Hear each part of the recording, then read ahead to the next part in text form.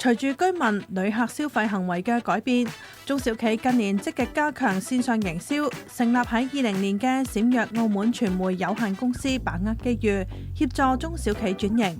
公司負責人施耀祖、林寶話：公司最初主要係為中小企提供線上營銷方案、網紅引流等，之後喺原有嘅基礎上加上代營運帳號，協助企業孵化主理人帳號。我哋主要嘅客戶係中小企啦，咁亦都會有一啲國際品牌，甚至係澳門酒店嘅，其實都係我哋客戶嘅。咁我哋個覆蓋面會比較大嘅，因為好多時候我哋國內嘅遊客嚟澳門要揾地方去消費，餐廳又好，酒店又好，咁其實佢哋好依賴大眾點評或者高德呢啲平台去揾佢哋想要嘅嘢，咁所以其實我哋服務客戶覆蓋面係比較廣嘅。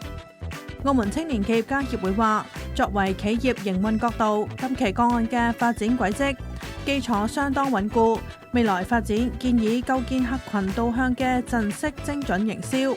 面對平台多元化，企業切忌盲目全渠道鋪設，否則容易分散資源。而精準媒合平台嘅關鍵在於客群畫像，針對主攻本地居民嘅民生類商戶，例如美容、車行，應該將重心放喺面書、IG 或者係深耕高德地圖嘅本地生活板塊，穩固熟客生態圈。正常澳門嘅中小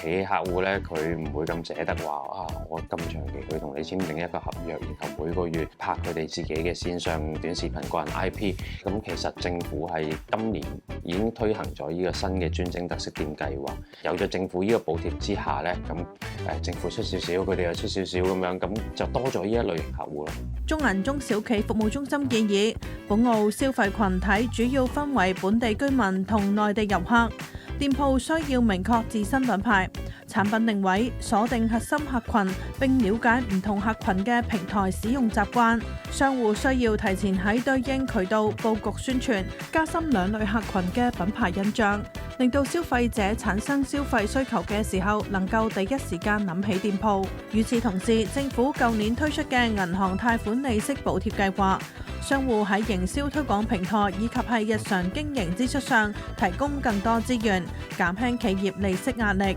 對未來嘅展望啦，咁我希望我哋喺服務客戶上面手段可以更加多同埋更加精準。咁此外啦，我都希望特區政府喺推行呢一啲補貼嘅時候，可以將佢常態化，令到更加多人可以用到呢一啲補貼，從而令佢哋社交媒體甚至係宣傳可以做得更加好。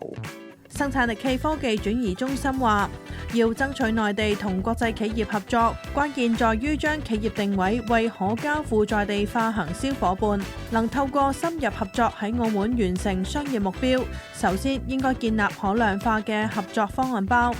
其次需要強化在地資源同授權能力。若已經取得例如高德地圖等平台官方授權代理資格，可以將平台渠道加在地數據營運加商家網絡整合成合作賣點，令到內地企業即使缺乏本地經驗，亦都能夠更快落地。